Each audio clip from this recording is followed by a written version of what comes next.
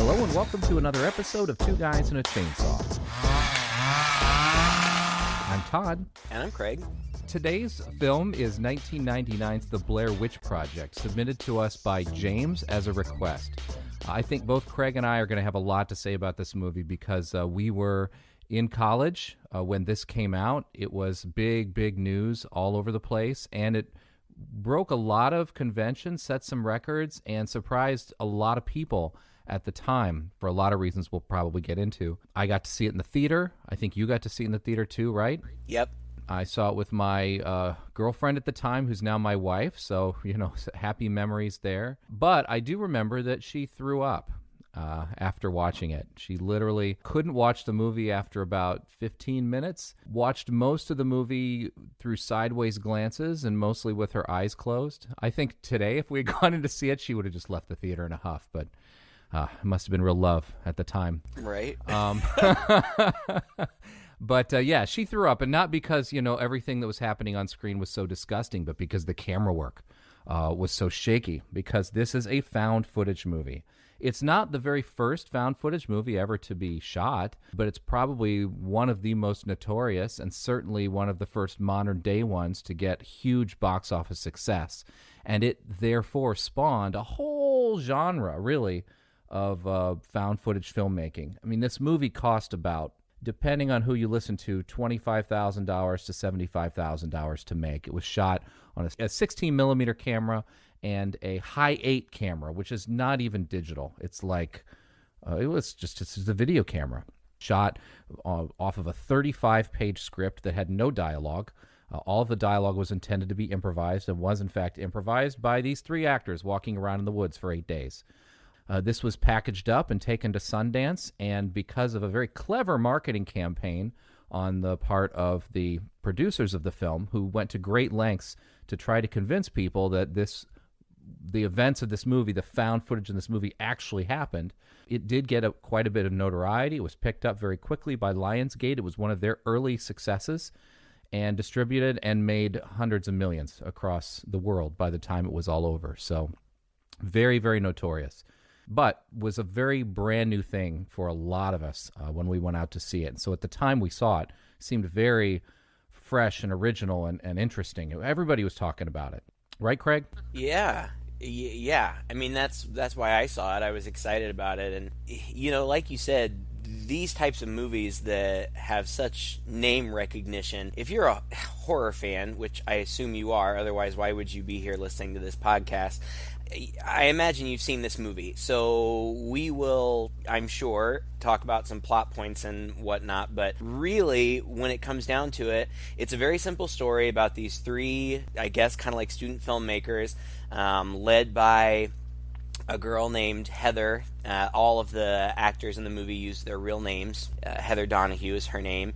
And she wants to do kind of this documentary project about this local legend, I guess from either the town that she's from or nearby in Maryland. And she recruits a couple of guys, Josh, who it seems like she's friends with, and Mike, who Heather doesn't seem to know him in the beginning. It's like they meet in the beginning, but I guess he maybe had some connection with Josh or something.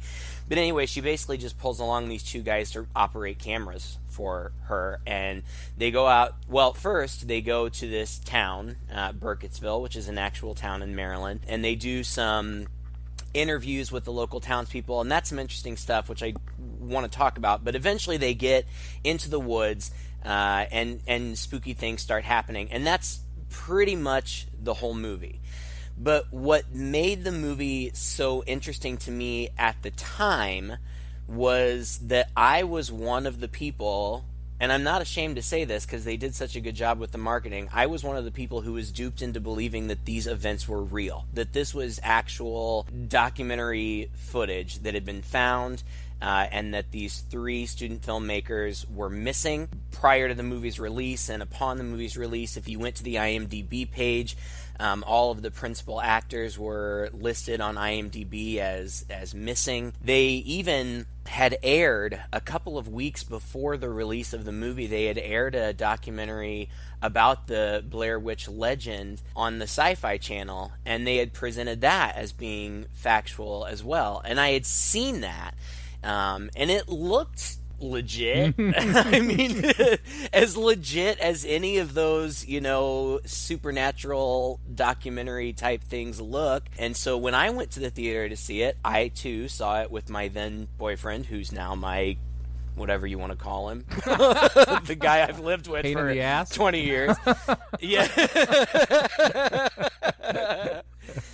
We went and saw it together, and he's not even a big fan of horror, as I've said many times, but we both were freaked out because we thought that what we were seeing on the screen was real. And we went and saw it in a different town because it didn't play. Maybe it played in our town, but if it did, we went and saw it in a different town.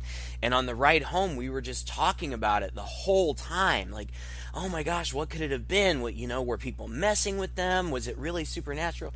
And of course, weeks later, it came out that it was fiction. But the experience of seeing it, believing it to be real, was a really cool experience that anybody who will see it now will never have. Yeah. And so I think that going into it, knowing that it's a piece of fiction, drastically alters your reaction to this movie. I think you're absolutely right. It's a product of its time. And what a time it was, really. Now, it's almost laughable today to think that we would consider a movie that's released as a big feature across the country that's been produced by some people and made money off of somebody's tragedy in this mysterious, crazy-ass way, right? And even with the backing of some documentary on TV and a website, they put together a website with all these interviews. We're a little more sophisticated now, I would say, because of all of the internet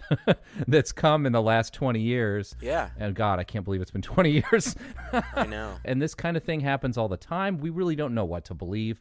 We've almost become so cynical now because we see so much fakeness around us that the stuff we even want to believe is true is sometimes needs verification like 30 times, right? I just saw the Tiger King documentary on TV, and I was just like stunned at how this could actually be true, you know? But you're right. It was a different time. Like, it's not like we were in the dark ages in 1994. The internet existed. We used it for school and work and all those types of things. But we didn't have YouTube. We didn't have Facebook. And we didn't have smartphones. And, like, I was a poor college student. I couldn't afford to have internet at home. Like, I had to go to a computer lab on campus. To use the internet. So it's not like we had it at our fingertips the way that we do today. I'm sure that, somebody who really wanted to do some sleuthing, even at the time, could have figured it out. And I'm sure that there's probably a part of me that was very excited about it and didn't want to believe. I didn't right? want to be skeptical about it. Yeah, I wanted to think it was real, and I'm glad I did. I mean, it was a really fun experience. Well, I'm a little jealous of you, actually, Craig. To be honest, I thought I was going to make fun of you for this, but the way that you put it, I actually feel a little jealous because I went into this fully knowing full well it was a movie, and actually there were people in the parking lot. Could have been you and Alan, who knows? But there were people in the parking lot leaving that theater not far from where your town is. They were talking about, oh my God, the movie. Like, and did you see online how that girl did this and this guy did that? And Bick and I and our companions were just sort of shaking our heads going, they are so dumb that they think this is this is real. And coming into the movie at that time with just knowing that this couldn't possibly be real, in my mind anyway, I found it very tedious. I was really hyped up for this very scary experience. And yes, people had even said, look, the movie's scary even though it doesn't show you anything. What you don't see is just is scarier than what you do see. And I buy that hook, line, and sinker. I mean, we see a ton of movies, and I completely understand that. So I wasn't even expecting to be able to see the witch on screen or to get these big, gross reveal or whatever, kind of see violence or whatever to shock me. Man, even with that, I just felt like it was about an hour and a half of people wandering around the woods swearing at each other. And that was kind of how I left it. I would say I was a little chilled by the ending because I thought it was kind of clever and unexpected. And maybe that was about it. Yeah, but see, part of that is what made it feel even more real to me. Yes. Now, you already said it was unscripted.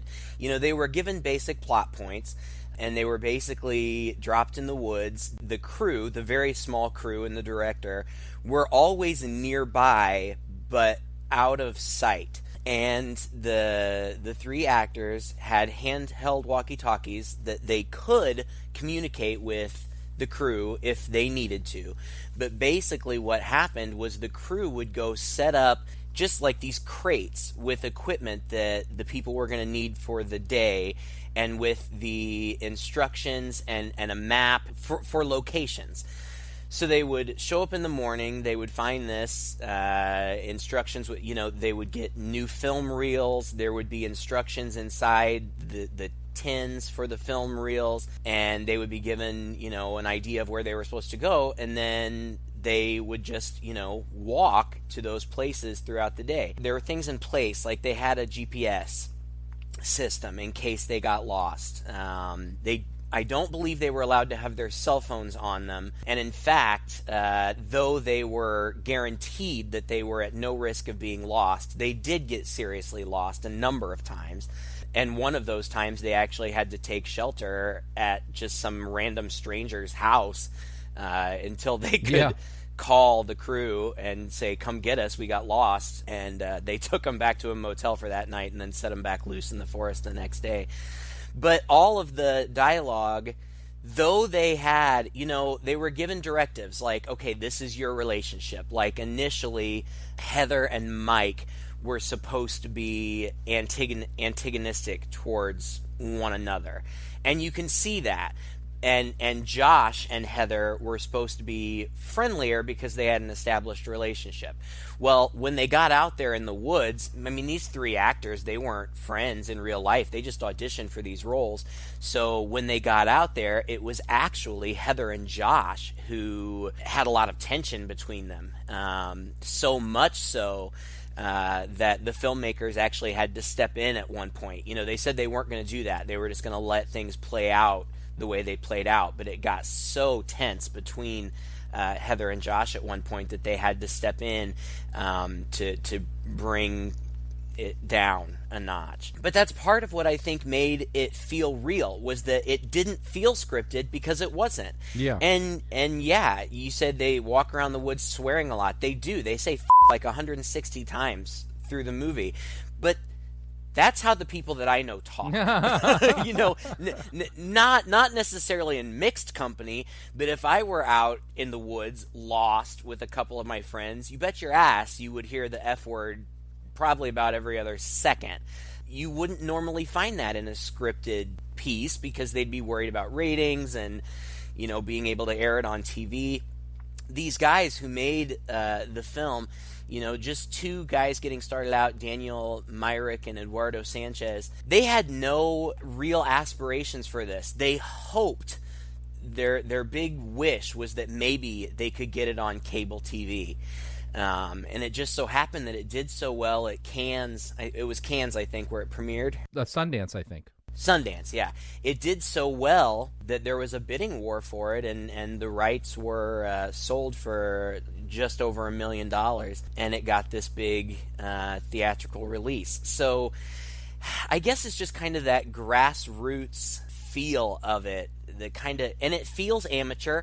The whole film, well, the vast majority, I think 90-some% of the film was filmed by the actors on location in real time. And it feels like it. They ended up with something, I don't know, 20 to 30 or something hours of footage.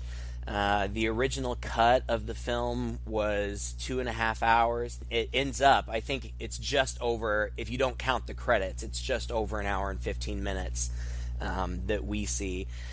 But I think that it's well edited, but at the same time, the cinematography seems amateur enough that you believe that it was shot by amateurs, because it was. Yeah. On all of those points, it works. But you're right. Knowing that it's not real, it's kind of boring to watch people walk around the woods for an hour and a half. Yeah. Well, nowadays I think that's how people are going to watch this movie. So it's really, we have to talk about it in context as well as today, right? We have to kind of measure those two things. That's why we're going to talk so much about the history of this movie. They had set up a website where they had used footage that they actually had shot for the movie but decided to leave out. There was supposed to be a whole section of the movie at the beginning or maybe at the end where they had set up the missing people with interviews stating that the kids had gone missing and fake news footage and all that. And instead, all we get at the beginning of the film is in October 1994, 3 filmmakers went into the woods to film a documentary about the Blair Witch and were never seen again. And their footage was found years later, basically. Right. They decided that stuff would be a little too cliche and too scripted for their mostly unscripted film. Mm-hmm. Really good decision, by the way. Yes. But they were able to use it in the marketing campaign. But the fact that the movie begins with just a title, The Blair Witch Project, and then cuts right into their project, right into their footage, and then ends and just gets pretty much silent credits for the ending is also powerful, right? It feels gritty. It feels like something you happened upon. It feels like that tape in The Ring, or in, what was that one Christmas movie we saw where the kids pop a tape in that they find in? Oh, yeah. No, it was a Halloween movie. It was one of the anthologies, the one with the scary clown, I think. Yeah. Art the Clown. I don't know. I don't remember. Yeah. Whatever it was. Yeah, the scary clown. But yeah, I mean, it has that feel to it. And you're right. They were very successful at what they set out to do. It's very convincing as a found footage film. And they hired Josh because he could run a camera, they said. They were like over 2,000 actors that auditioned for this. And they had a bunch of people improvise together, narrowed them down. Josh had experience running a camera, and so that was one of the big reasons he was picked to be one of the people here. And then there were all kinds of ideas that they had, like they were going to maybe have a romantic angle between Josh and Heather, but then they kind of decided not to go with that. And then the instructions that they got in the film canisters throughout the 8-day shoot were specific to each character, so each character would read them. You know, it's like an improv game, really. Like, today you need to question, today you lose the map. Today you decide that you need to walk south and you're not going to take no for an answer. Right. That kind of thing. And so these actors were just given little bits of things to play off of, but very talented in their ability to do that. I mean, 20 hours of footage were shot for this movie and, were edited down eventually to get the 80 minutes that we have. And it's not even a particularly tight 80 minutes. Right. I think the movie would actually do well if it were even shorter, but that's not something you can put in a movie theater. It's not something you can make money from. So I understand why they didn't. The first part of the movie, I think, and the last bit of the movie were the best parts for me. When they're in the town of Burkittsville, which is where this Blair Witch legend actually supposedly comes from, and they're interviewing townspeople. And that part also feels really genuine, even though most of the people they're interviewing are actors, right? They are, but the 3 principal actors didn't know that. That was something else that the filmmakers are so clever. They were so clever in their planning.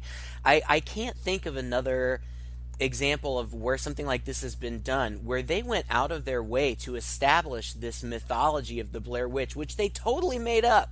Like it was inspired by some other things, but really it's entirely made up by them, created by them. But they convinced the 3 principal actors that it was actual lore. And so when the 3 actors went into the town and were interviewing these townspeople, they believed that this was actual lore of this town, and they believed that all of the people that they were talking to were genuine citizens of Burkittsville, and a couple of them were, but most of them weren't. They were paid actors as well. But the footage, for the most part, comes across as really genuine, and some things, and it's not just in this early footage, but things throughout, like there were just these happy accidents that turned out so well for them. One of my favorite interviews is it looks so genuine. A very normal looking middle class mother outside of a store holding her kid who's probably 2 or maybe even younger than 2, and she's talking about the lore of the Blair Witch, and the kid, for whatever reason, got kind of upset and kept trying to put his hand over her face and started crying, like he didn't want her to talk about that. Creepiest story about her that I ever heard was that two men were out hunting, and they were camped near the cabin or something that she's supposed to haunt. And they disappeared off the face of the earth. Really? Okay, it's all right, Ingrid. I'm just telling a scary story, but it's not true. Now, that could only be an accident. There's no way that they coached that kid to do that. But it played so well. That was so creepy, I thought. That was the second creepiest part of the movie, was that kid. Yeah, that whole bit is great, and the setup is good. And they even get to an older woman who's, I think, played up to be a very religious old lady, is sitting in a trailer, comes out and is very free to talk about an encounter that she had with the witch, where she encountered this woman and this figure in the woods, and she had hair on her arms, and the woman opened her, she was wearing a blouse or something, and opened up her blouse, and she had hair all over her body. And also clever in that none of it is really complete, right? Nobody sits down and says, let me tell you the legend of the Blair Witch of Burkittsville. No. And just lays out the mythology for you. It's exactly like folklore and legends, and things get passed down to generation. This person's got a bit of it. That person's got a bit of it. This person has a bit that contradicts what that person says. This person says they're full of shit. Half of them don't believe it. Some of them are telling it jokingly. Only one person really tells it in a serious way. And then there's this stuff about Rusty Parr in there and somebody being murdered. And I have to admit, even after watching the movie the first time and the second time through, I still don't have a real clear concept of what this actual Blair Witch legend is. I would be compelled to go to the internet to research more. Right. It's just so real in that way, too. Right. That it doesn't feel like a movie, right? Yes, I totally agree. I mean, basically, I think what the lore boils down to is there was this witch, for whatever reason. I don't remember if they said that she had originally been a townsperson and she had been outcast or something. I don't remember. But for as long as anybody can remember, there's been this witch that haunts the woods. But beyond that, this witch, makes other bad things happen. So, like, you mentioned Rustin Parr. Rustin Parr was this guy who moved out there into the woods. He had a house out in the woods, and all of a sudden all these kids went missing, like 7 kids went missing. Eventually, one day they said, this is all coming from a townsperson interview, he came back into town and said, I'm finished. And nobody knew what he was talking about, but they went out to his house and they found all these dead kids.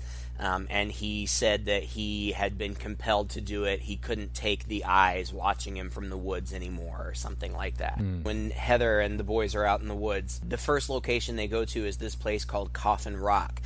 And she tells this story about this group of hunters, I think, who went out into the woods. And she's very dramatic. I love all of her, especially early in the movie.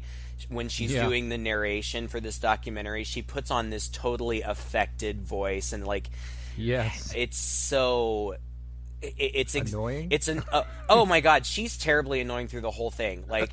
She's lucky that those guys didn't kill her, because I might have. In the torso of each man, the intestines had been torn out crudely. On each man's sun-bleached face was inscribed indecipherable writing, cut into their flesh with an eerie precision.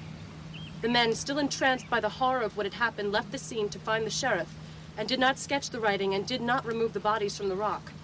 Upon return, vultures were seen at the rock, but upon inspection, the bodies had been removed by persons unknown. The search party claims that the stench of death was still thick, and whomever had taken the bodies had done so in a matter of hours. That happened here, at Coffin Rock. She's the real Blair Witch. Oh my gosh, she is awful. Sorry, Heather Donahue, but you were really annoying. I mean, she intentionally played it that way, though. She said she based the character off of a director she had worked with who she thought was just this pretentious asshole.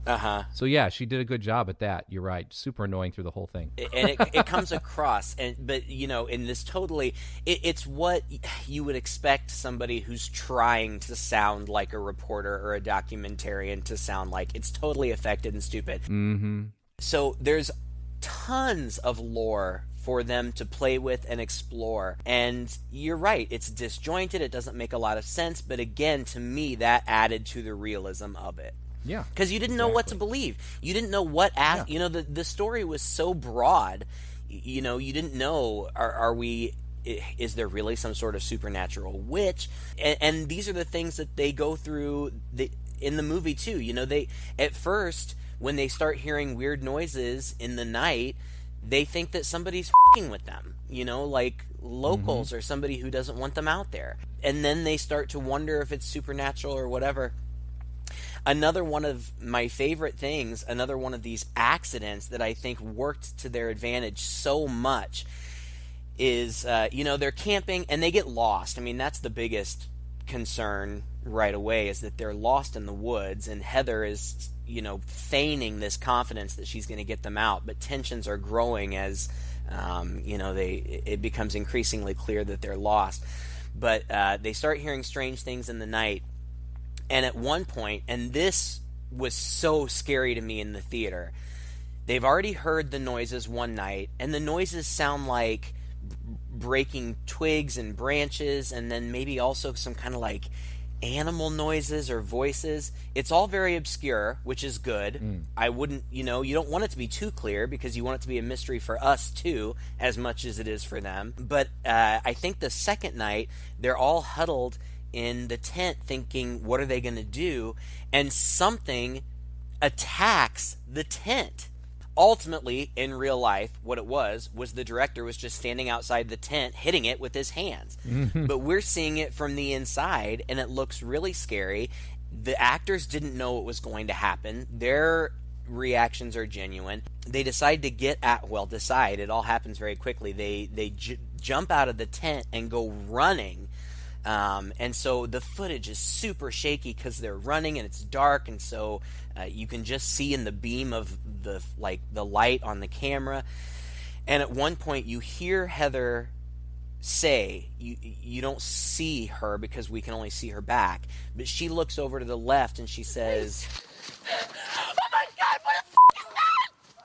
What the f*** is that?" Josh, who was filming from behind, was supposed to pan left to where she was looking, and we were supposed to see the Blair Witch, and it was somebody, I don't know, one of the crew members, dressed in like all white with pantyhose over his head, and we were just supposed to get a fleeting glance, but Josh forgot to pan, and they didn't reshoot it, so we never get a glimpse of the witch, which I think is so much better than if we had. Yeah.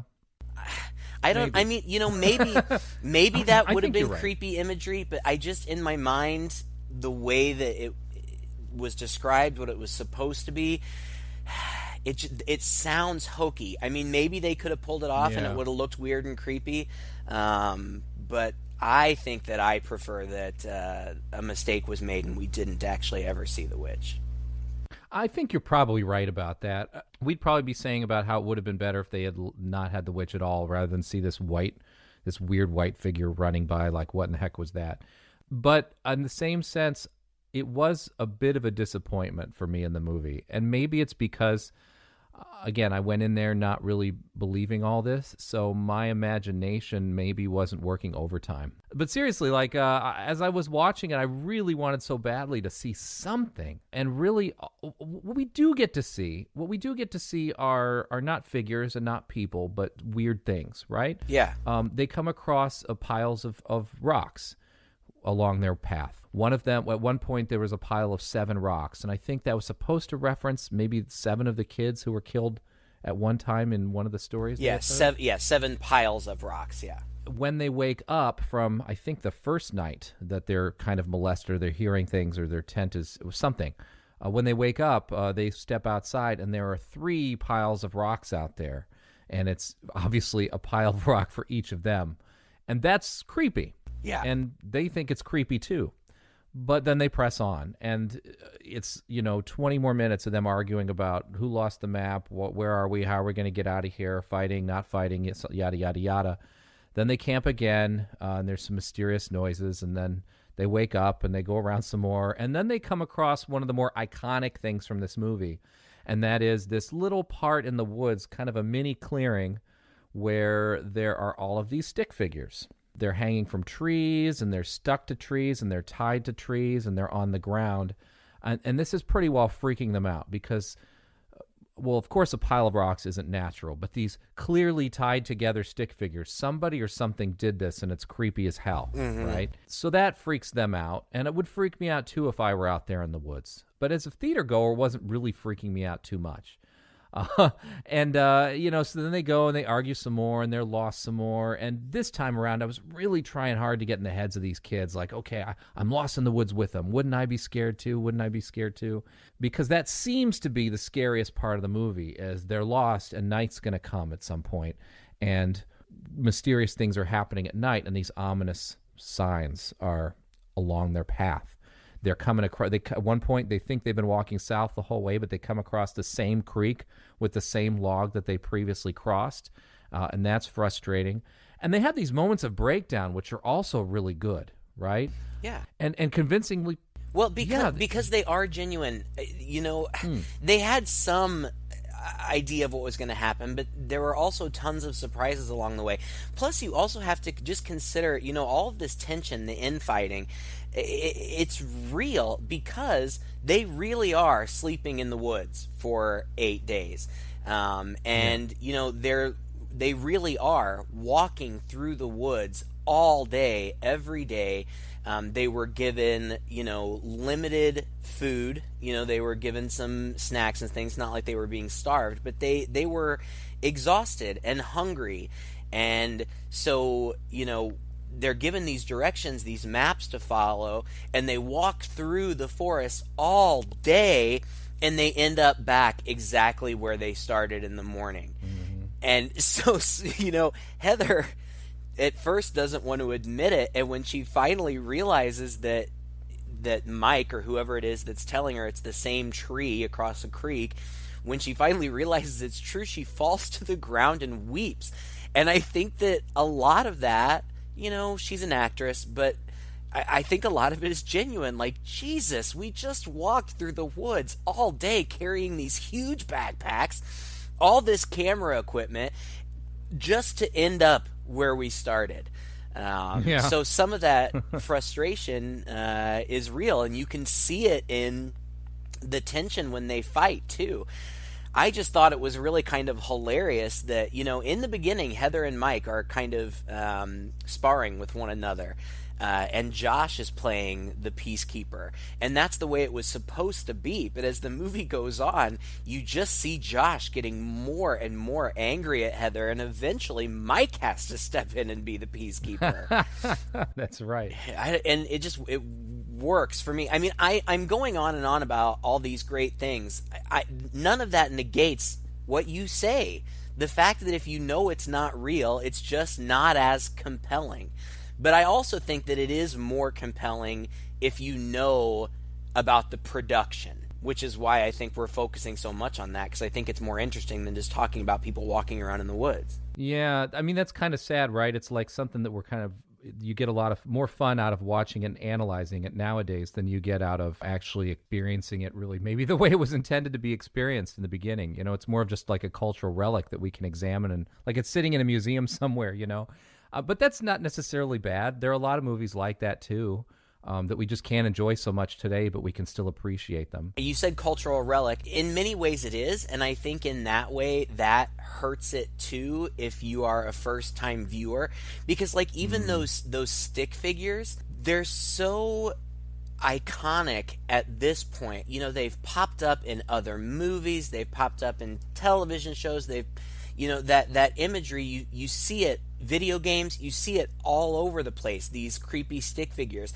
I don't recall ever seeing them before this movie. No, me neither. And so, when I was seeing it for the first time, they're very simple. They're just these very rustic, made out of twigs and things from the forest, tied together to kind of be representative of like a human figure, and they're hanging from the trees. And I had never seen anything like that before, and it was very ominous. Young people especially, or anybody going in and watching it now, they've seen it. Oh yeah, I've seen that before. That's scary. Well, I hadn't seen it before, and it was scary. Anyway. So, youngins. Yeah. Yeah, but they had that like Wicker Man quality to them, like evocative maybe of some old religion or some Sure. evil, witchcrafty thing in the forest. So like you said, even though at the time it was the first time we'd seen them, they were super creepy, and now we've seen that kind of thing all over the place, so it doesn't have that impact. Right. I think another scene that I really enjoyed, and I hadn't even remembered from before, was when Josh is super frustrated with Heather, and they're definitely lost, and Heather's frustrated too. I think she's had her breakdown. She's just leaning up against a tree, and he has her camera, and he is taunting her. Come on, you can do better than that. Guys, we have things to prepare for here. Okay, here's your motivation. You're lost. You're angry in the woods, and no one here is here to help you. There's a fucking witch, and she keeps leaving shit outside your door. There's no one here to help you. She left little trinkets. You fucking took one of them. She ran after us. There's no one here to help you. We walked for 15 hours today. We ended up in the same place. There's no one here to help you. That's your motivation. That's your motivation. Tears are welling up in her eyes, and that's got to be a little genuine too. Oh, yeah. There's a bit of meta going on there as well, I think, because he, as an actor, is taunting her as an actor in the same sense that she's, but it makes sense in the context of the movie as well. That scene's really powerful, and I felt really sorry for her at that moment. But I could also understand Josh's frustration, especially because she's such a tool. Yeah. Nothing's more annoying. Well, there are a lot of annoying things, but there are a few things that are more annoying than being in a situation with somebody else who's pretending that everything's all right and pretending that they're in control and trying so hard at it that they're not even good at it, and they're not in control, and you just hate that. It's like, who are you to be so arrogant? Also, we're all responsible for each other here. We're all part of this situation. How can you claim all the time that you're in control? It's like, I can't trust you anymore, and you're supposed to be the one who's leading this project. It's a really interesting dynamic between the three of them, even though it is rather simple. Yeah, I don't remember if it was right before that part or right after, but Josh is still behind the camera. Heather doesn't like being on camera for whatever reason, but Josh is behind the camera, and things have calmed down, and he says, I think I figured out why you like the camera so much. And she's like, oh yeah, how come? And he says, because it's not reality, it's filtered reality. When you're behind the camera, you can kind of convince yourself that it's not real, and that's kind of meta too. Moment. Yeah, I liked that moment. It's really clever. It makes you wonder, and that's another fun thing about this movie. It makes you, well, obviously they all came up with this dialogue themselves, right? Mm-hmm. It's just really pretty smart. I mean, they deserve a ton of credit for this movie. They should get writing credits for this film. Really? Yeah. I think they all did pretty well by the time it was over. They had to sign releases stating that they would help keep up the fiction for a while, that they were dead and missing. Mm-hmm. And even though they had missing posters up at one of the film festivals they had played, like they were handing out flyers like, let us know if you have any information about these actors or actresses who disappeared. But it turned out there was a television executive who really had disappeared a few days before that, and when they found that out, they're kind of like, oh, this is kind of in bad taste, so then they took those down. And he was found later, apparently, so that's nice. But yeah, so to get back to the movie, they wander around in the woods some more, and eventually one night they go to sleep and wake up, and Josh is gone. I think you said it earlier that the dynamic between Heather and Josh in real life was getting so bad that the directors made the decision that they were going to pull Josh's character out of there entirely. It was supposed to be Mike. Mike was supposed to disappear. And Heather and Mike didn't know that Josh was going to disappear. The filmmakers told him, wait till they go to sleep and then sneak out. And so that's what he did. And I read that the actor who played, Josh, Leonard, he snuck out and he found the filmmakers and they were like, okay, you're dead now. And he was actually relieved because there was a concert that he wanted to go to. I think he said he like took a shower, got stoned, went to Denny's and did a concert. Good for him. Yeah. But yeah, so Right, and they wake up in the morning, they don't know where he is, but right outside the tent, and I don't remember if this is, and there had already been something established where, like, a previous morning, their camp had been messed with, and it was only Josh's stuff that had been messed with, and, like, there was some kind of weird slime on his backpack or something. So they had kind of projected that maybe Josh was in trouble. But after he disappears, right outside the tent, she finds this bundle of sticks. And I hadn't put this together. And I don't know if this was the inspiration, but there is an old story called The Devil and Tom Walker, I think. There's two different There's The Devil and Tom Walker and The Devil and Daniel Webster. I don't remember which one it is. But in one of them, this guy goes into the woods and he makes a deal with the devil, and he comes back and his horrible wife scolds him for not making a better deal. So she goes out into the woods to make a deal with the devil, and she never comes back. And later he goes out into the woods and he finds her apron all tied up, and when he opens it up, he finds, like, her heart and liver in there. And in this, she finds this bundle of sticks, and at first she just throws it away. But later, when she can get away and Mike isn't around, she goes and she opens it up. And first of all, it's bound in strips of Josh's shirt. And when she opens it up, there's a packet made from the fabric of his shirt. And she can tell that it's bloody from the outside. And when she opens it up, there are teeth in there. And she freaks out. And I remember in the theater just being disgusted and just absolutely having no idea what was going on. But that imagery was pretty scary and gross. And just the mere idea of it, when they have no idea what's going on. Well, it's the first time some harm has come to a character, and then at that point, it's verifiable harm, right? Somebody tore his shirt into strips, but took the time to put this bundle together with his teeth and blood and whatever else in it. And so, I mean, at that point, you just have to be over the moon scared for your life, right? And they've heard his agonizing screams in the night for at least one night. And then that kind of leads, so, they hear his screams all through the night. She finds the bundle. They're still lost. There's another nighttime where we get the infamous scene that was in all the trailers. That's probably the most recognizable scene from the movie, of Heather doing this nighttime confessional after Mike has gone to sleep. And it's just an intense close-up of her face, which again was another mistake. She was supposed to be fully in frame, but she accidentally zoomed in too much. So you can only kind of see her from her upper lip up. She goes on this whole monologue where she apologizes to her parents and to Josh's parents. And I am so sorry for everything that has happened. Because in spite of what Mike says now, it is my fault. Because it was my project. And I insisted. On everything. It's really effective because she's ugly crying. Yeah. A lot of actresses' vanity wouldn't allow this. The tears are falling, snot is rolling out of her nose, and it feels authentic. It does.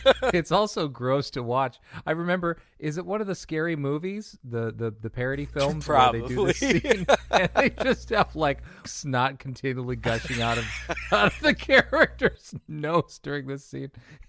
It's hilarious. Oh God, man. Yeah, but it's effective, and it's a turning point for her character too, really. This person who's acted so in control this whole time, suddenly fessing up to responsibility for it all, and that she doesn't know what's going to happen, but she knows it's going to be terrible. But once again, we don't have a lot of time for character development in this anyway. She's maybe the strongest personality, I think.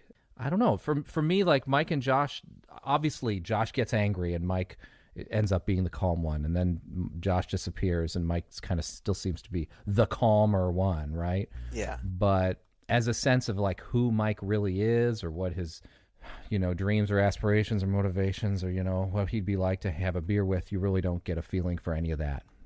I just know I wouldn't want to have a beer with Heather. I'd want to stay the hell away from her. Right. She's super annoying. She is. She's really awful. Just obnoxious. But it's not like I felt a strong connection to any of them, but I legitimately felt bad for them. Like, oh, this is really awful. Like, you know, even like just if you were there. Yeah, right.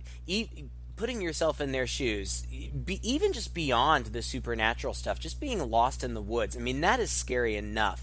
You know, I live in a rural area. I've spent lots of time in the woods, and the woods that they're in look like the woods that I'm accustomed to. And it's all fun and games until you get lost, because you know, they keep saying, one of my favorite parts in the movie is they keep talking about getting lost, and Heather says, we can't get lost. This is America.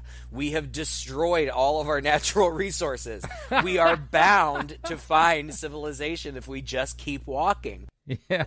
And in most places, that is true. But there are certainly still places in the United States where you could very easily become lost. True. And it would be potentially deadly. You know, if you can't find resources, you can't find shelter, people can't find you. People do die in America every year from getting lost and from exposure. And so even just that, I sympathized with them. And then when all this weird shit starts happening, I felt bad for them. Yeah. Even Heather, who I didn't like you said, who I wouldn't want to be friends with, I felt bad for her too. And I felt when she's giving that confessional and she's saying, you know, Mike says it's not my fault, but I know it is. This was my project. I told them I knew what I was doing. I even felt bad for her then, because I can see myself in that position. I'm probably more like her than I would like to admit, in that I don't like to admit when I'm wrong. And it's really difficult for me to have to do that. And so when she has to admit to the camera and to herself, I screwed this up, and it's really my fault, I felt bad for her. Well, and there's also kind of a naivete here to the situation that we can all relate to. You know, we've all had our moments where we've just had these fun projects, right? It's this innocent, fun little project. You're getting a group of people together. You're going to go do something. And for that to end in tragedy is a tragedy, you know? This wasn't like we went off to war. This wasn't supposed to be some serious situation. We were just going to spend a few nights in the woods, and I have a map and a GPS, and, you know, we're just investigating this legend. It's probably bullshit because we don't believe in it, blah, blah, blah. And you know, I've done projects kind of like that, where you just get together and you do things, and then something happens. Somebody falls off a cliff, and now it's not fun anymore. You know? Yeah. And that's what this is. And so just the situation itself, being lost in the woods, being on this fun project that was just supposed to be nothing and turns out to be, you know, terrifying. Those are things we can relate to, right? And we can, in that way, put ourselves in some of these characters' shoes, even if we can't always relate to these characters or really know them or necessarily care what happens to them. We care what happens to them because we can easily see ourselves in their shoes. Yes, right? absolutely. So, absolutely. I totally get that. And, you know, it all leads up to this ending, which, again, is also very iconic and has been spoofed and referenced in many other things. But the night after Heather finds the bundle with the teeth in it, which were real teeth, by the way, in case you're curious. They got it from a dentist. Wow. They, again, in the night, they hear Josh screaming. So they run out looking for him, and they come across this house, which we are led to believe is the house that they were talking about in the beginning of the movie, this Rustin Parr's house where these child murders took place. And they go in, and, you know, I don't know how much of it was done in mixing, but they do a good job in the final film of making it very disorienting. Like, it sounds like the voice is coming from upstairs, and then it sounds like it's coming from downstairs. And you know, I know that in production, all of these screams were pre-recorded, and they had speakers, you know, strategically placed in the woods and in different places so they could change the output, and it would be disorienting. But you know, the directions for Mike were to get in the house and run around really fast and run up and down stairs and try to keep Heather as far behind you as you can. And he does, and you hear her screaming for him, and it sounds so real. Like, she really sounds terrified. Yeah. And according to her, she was. Eventually she catches up to him, and they go upstairs, and they don't really find anything up there. But then he thinks he hears something downstairs, so he runs off without her. And again, she's yelling after him to wait. And he goes down into the basement, and we see, I think maybe actually it was upstairs. We had seen like runes and like handprints on the walls, all very creepy stuff. And then he gets down to the basement, and we're just seeing from his camera's POV, and we hear like a thud, and the camera drops to the floor. And then the perspective cuts to Heather's camera, and she's running around still screaming for him, and she runs downstairs, and the light of her camera pans across the room, and you see Mike standing in a corner with his face to the wall, which was part of the lore. This Rustin Parr would take the kids down into the cellar in pairs, and he would make one of them face the wall while he killed the other one, and then he would kill the other one.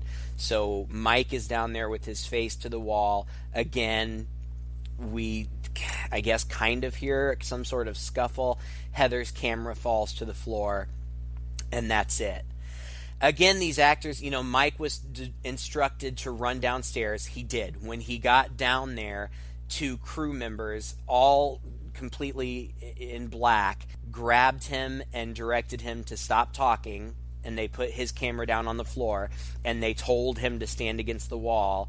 And then Heather ran in. She had no idea what she was going to see. She saw him, and very calmly they grabbed her and motioned for her to stop screaming. They laid her camera down. So what seems very chaotic and fast and brutal was actually really well choreographed, and I just think that the ending remains very chilling. Even if you know it's fake, I still think it's a good ending. It is. It's pretty shocking because it's not what you expect. Well, first of all, you don't know the movie's going to end here. Right. Second of all, it's all very chaotic scenes. So this chaotic scene's clearly building to something.